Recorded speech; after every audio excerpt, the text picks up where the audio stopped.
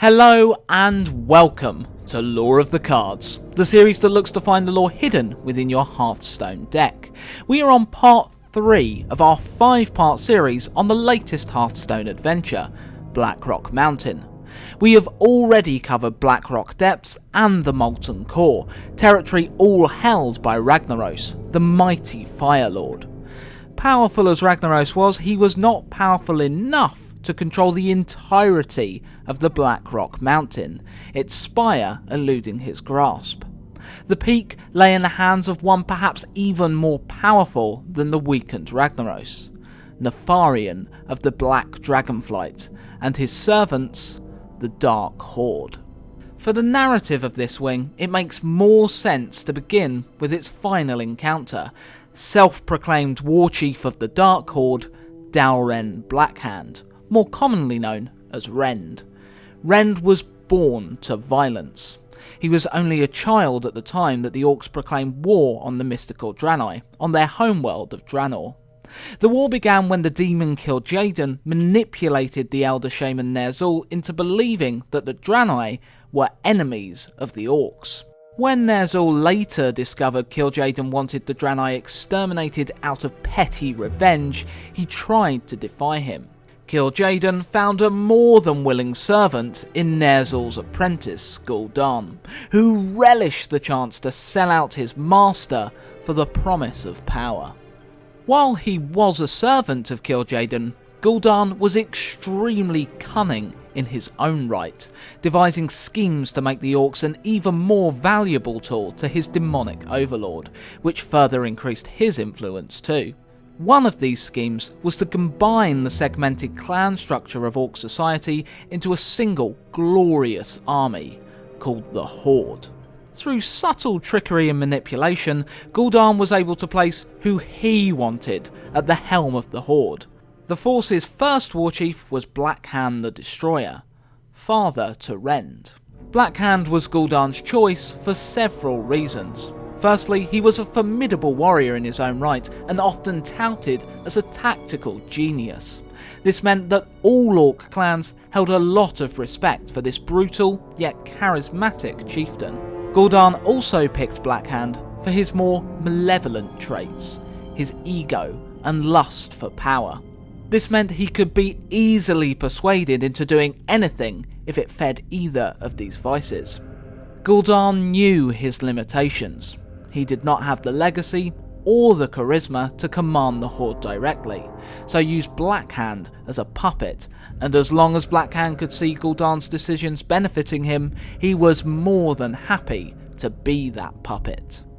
As fighting continued between the Draenei and the Orcs, the shaman of the Horde found the elements no longer heeded their calls, their war, unbeknownst to them, being unjust. Before the Orcs could ponder as to why the elements and spirits no longer aided them, gul'dan was able to offer them an alternative, a gift from the great Kil'jaeden, Fel magic, a magic school that created wanton destruction through sacrifice. Blackhand, hungry for the power that Fel magic could give his warriors, was the first to commit his shaman, who became the first warlocks of the Horde. As well as the ability to cause searing pain and summon demons, this new magic presented other opportunities. Gul'dan was able to accelerate the age of the Orcish children, transforming them into battle-ready warriors, exponentially increasing the Horde's military might. Blackhand again was the first to commit his clan's children to undergo this unnatural treatment, starting with his very own, Rend, Maim and Griselda. It would not be long till Rend was weaving terror among the Draenei alongside his father. His children aged, Blackhand also demanded that the Frostwolf clan should also accelerate the age of their young. Durotan, the clan's chieftain, while regrettably allowing his shaman to study to become warlocks, outright denied to follow this order. Blackhand responded by ordering the Frostwolves to lay siege to the hidden Draenei city of Telmor. Durotan was the only Orc who knew how to take away the city's magical shroud, through a chance meeting with the Draenei several years prior. The near undefended city was revealed, and the Orcs ran rampant, slaughtering all that stood in their path. For his victory, Blackhand offered Telmor to Durotan, but the chieftain refused, the butchering laying heavy on his conscience. Blackhand and his family had no qualms claiming Telmor as their own. Rend and his brethren showed no respect for their adversaries, going as far as wearing the clothes and sleeping in the beds of those that had been so mercilessly slain. Rend would not stay long in Telmor, following his father to the Horde's main fortress, Hellfire Citadel, where most of the Horde now gathered to better heed Blackhand's commands. Rend, along with Maim, also travelled with their father to the Blade's Edge Mountains to convince the Boulderfist ogres to join the Horde. It's likely Rend saw a fair amount of fighting here, as ogres and orcs have been generations-old adversaries. But with ogre captives as a bargaining chip, Orgrim Doomhammer, Blackhand's second, was able to meet the ogre leader and convince them to join. Before the orcs assaulted the Draenei capital of Shattrath, Kil'jaeden gave them yet another gift: the blood of the Pit Lord Manaroth. Those that drank the blood were driven into an unquenchable bloodlust, their bodies becoming more powerful than they were before. Following his father's lead, Rend was more than willing to take on this new power. Charged by Manaroth's blood, the orcs stormed Shattrath, almost succeeding in wiping out all traces of Draenei life. After the Draenei were defeated, the orcs had no way to curb their unquenchable bloodlust, so needed to find more worlds to conquer. Gul'dan led them through what is now known as the Dark Portal, to Azeroth.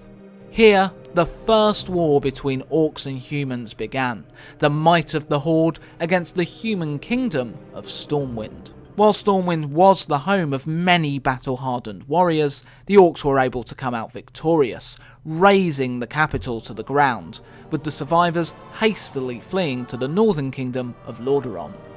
During this first war, Blackhand was betrayed by Doomhammer. Orgrim murdered him and took his mantles of Warchief and Chieftain of the Blackrock clan. Doomhammer had started to question Blackhand's leadership and had become increasingly distrustful of Gul'dan. He now sought to try and lead the Horde away from their demonic corruption, and was Warchief when the Horde achieved their decisive victory against Stormwind. Doomhammer made Blackrock Mountain the base of operations for the Horde, taking the coincidence of its name being the same as the clan he led as a good omen. Ragnaros did not surface at this time, perhaps because throwing the Dark Iron Dwarves against the Horde at the peak of its power would have been suicide.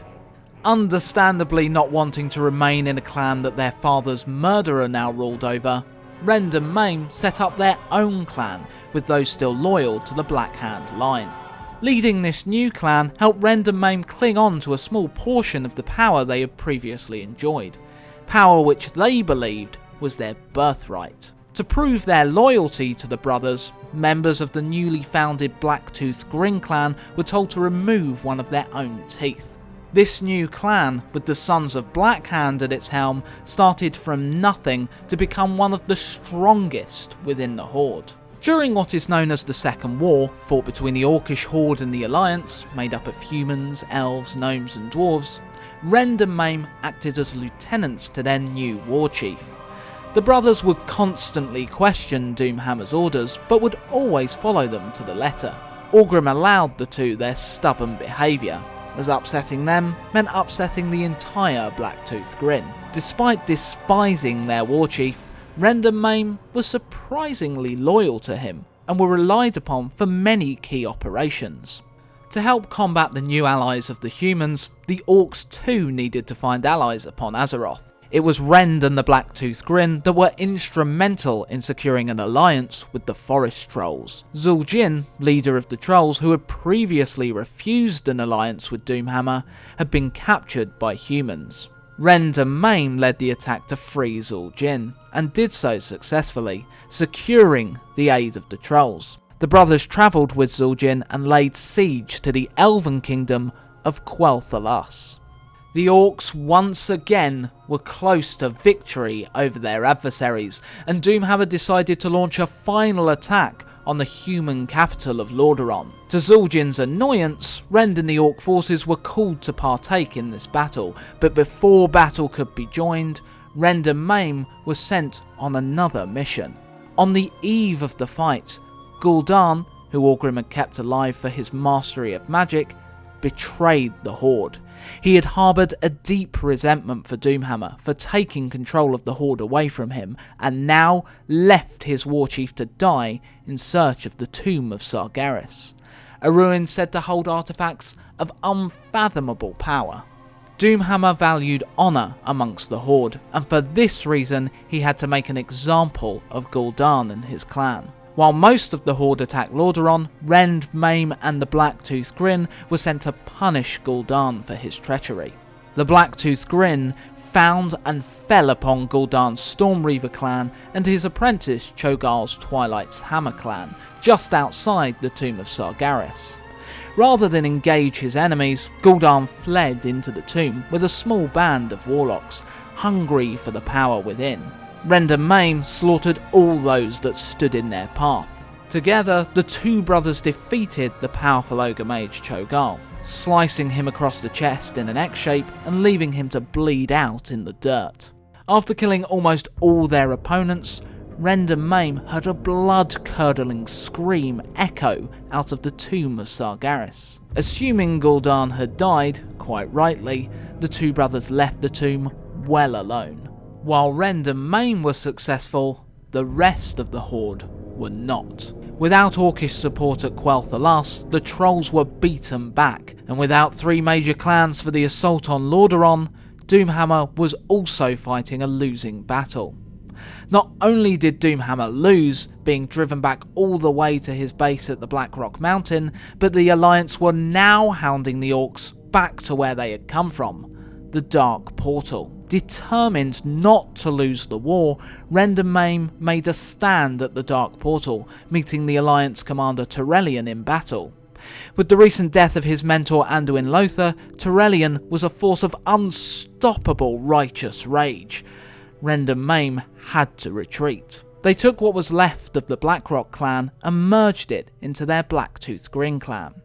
They evaded capture and went back to the spire of Blackrock Mountain to lick their wounds and to rebuild the Horde as they saw fit, with Rend and Maim as joint chieftains. This Horde would become known as the Dark Horde. Ner'Zhul tried to recruit Rend and Maim back into the main body of the Horde when he relaunched an invasion upon Azeroth. This was to obtain artifacts to open portals to weaker worlds for the Orcs to conquer. Rend flat out refused Ner'Zhul's invitation, scoffing at Ner'Zhul's cowardice, as the chieftain had been on Draenor during the First and Second Wars. Rend also thought Ner'Zhul would ultimately fail, and was later proved to be correct. The Dark Horde became unwelcome guests within the mountain. Ragnaros' Dark Iron Dwarves rose from the depths and attacked, in an attempt to clear the vermin from their master's mountain. Despite the entire Dark Iron Empire bearing down on them, the Dark Horde were resilient, and many fierce battles were fought, a particularly violent one claiming Maim's life.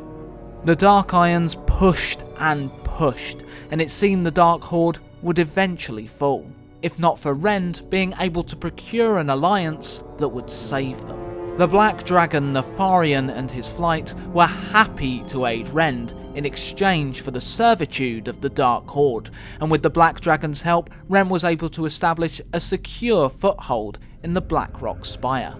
As War Chief of the Dark Horde, Rend eagerly served his new master, aiding the Black Dragon with his twisted experiments, one of which gave Rend his mount, Gith. As well as this, Rend sought to control the entire Horde, having heard of its return with the peaceful Thrall at its helm. Since Blackhand was the first war chief, Rend believed that leadership of the Horde was his birthright and threatened to take the Horde back by force. If Rend was successful, this would mean tragedy for the Horde, becoming Nefarian's puppets. In response, Thrall sent adventurers to the Blackrock Spire to assassinate Rend. The Dark Horde warchief sent legions of his followers in to battle the heroes, but they all fell. He eventually joined the fray himself atop Gith, sent in by Nefarian. Gith unleashed ice, arcane fire and breathed corrosive acid over the adventurers, while Ren turned into a whirlwind of ferocity, swinging his polearm in huge arcs to attack multiple targets. After a fierce fight, the warchief of the Dark Horde fell, and adventurers returned his head to Thrall. In Hearthstone, Ren's hero power is reminiscent of his final battle. Open the gates mimicking the way Ren sent in his troops, large metal gates opening to allow a squadron of Ren's soldiers or dragons through. This squadron would be different each time, and the hero power reflects that, changing what it summons with each use. Some synergy between Ren's card and character can also be seen. When Gith was present, the warchief and his mount were a near unstoppable force, attacking their foes with an unwavering assault of magic and physical attacks. When a dragon is in hand, Ren's power is dramatically increased, instantly able to kill a legendary. However, when Gith was not present, Ren was more vulnerable, losing the added protection of his mount. He could still strike a savage blow, but he was easier to take down.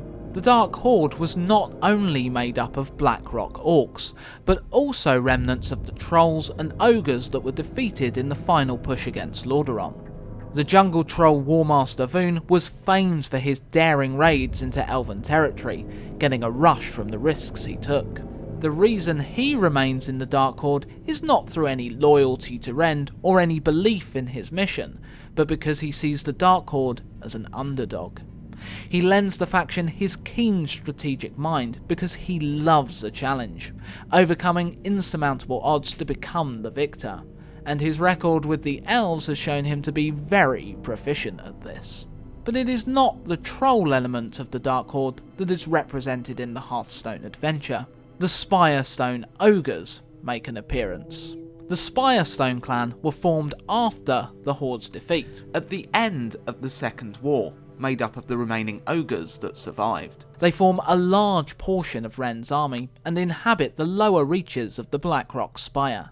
These ogres are ruled over with an iron fist by High Lord Omok, the first encounter in the Hearthstone adventure. Evidently, not many of the ogres are very fond of the High Lord's leadership techniques, and many have challenged him to one-on-one combat in an attempt to depose him. The High Lord has never lost a fight.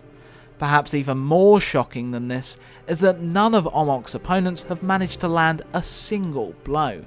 This has led to rumours that Omok is protected by dark magic. Powerful adventurers were sent in to slay Omok, as without him spearheading the ogres, they would become disorganised and more difficult for Ren to use them to their full effectiveness. Omok's blows were so strong they flung the heroes from one side of the room to the other, temporarily removing them from the fight. This may be recognised in Hearthstone with his hero power, Me Smash, destroying a random damaged enemy minion on the board. Though Omok fought hard, he was slain by the heroes. By mounting Omok's head upon a pike and placing it defiantly in the spire, the heroes discovered the truth behind Omok's power. He was not the true leader of the Spirestone Ogres. That title belonged to Urok Doomhowl.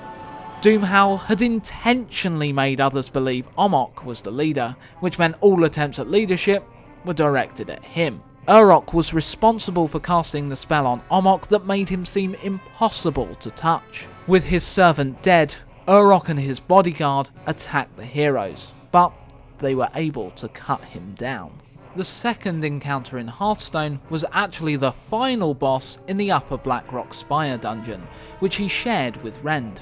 However, this character has far less lore relating to him than the son of the first warchief. The dragon-spawn General Drakkisath was the leader of Nefarian's army in the Blackrock Spire, and the Great Dragon entrusted Drakkisath to organise his forces to flatten the Dark Iron Dwarves once and for all. While Drakkisath longed to fight in the front lines against Ragnaros, he had to keep his distance and lead from the front instead, as he was far too valuable a resource to Nefarian. While a cunning strategist, Drakkisath is an unrelenting fighter, charging in, scimitar at the ready. His strikes are so vigorous that they can pierce his foe's armour. Not only is Drakkisath physically intimidating, but the Dragonspawn is also a proficient spellcaster of the Fire School, burning his enemies with constant flame and even able to cast Flame Strike, setting the very ground underneath his enemies' feet alight. Drakkisath's intense fighting style and tactical genius can be seen in his hero power, Intense Gaze. Putting his opponent under pressure, they are reduced to 1 mana. As a trade-off to this tactical limitation, all minions and spells cost 1 mana as well, and Drakkisath is also limited by it. Drakkisath and his 2 elite guards, that were always by their master, eventually met their end, not long after the war chief of the Dark Horde was slain. In World of Warcraft, the Blackrock Spire is split into 2 instances, and recently the instance that contained Rend and Drakkisath was updated in Warlords of Draenor. So now the only place to fight these 2 villains is in Hearthstone. Enjoy. So there you have it, the lore of Blackrock Spire, predominantly looking at Rend and his rise to power. But why is Gith pink? What about the Black Dragons, and just who the hell is Nefarian? These questions and more will be answered in the next 2 episodes of this miniseries. If you have enjoyed, please like, subscribe and share. It is genuinely really appreciated. All artists I could find are credited in the description below, so do go and check them out. Some feedback from episode 1 has been applied to this episode, so let me know if you felt it flowed a little better in the comments below. Of course, if you hate the sound of a British accent and think we're all buck-toothed gits, you can always dislike the video and leave a comment about how I'll most likely die alone. Until next time guys, happy Hearthstoning, and I'll see you for more Lore of the Cards.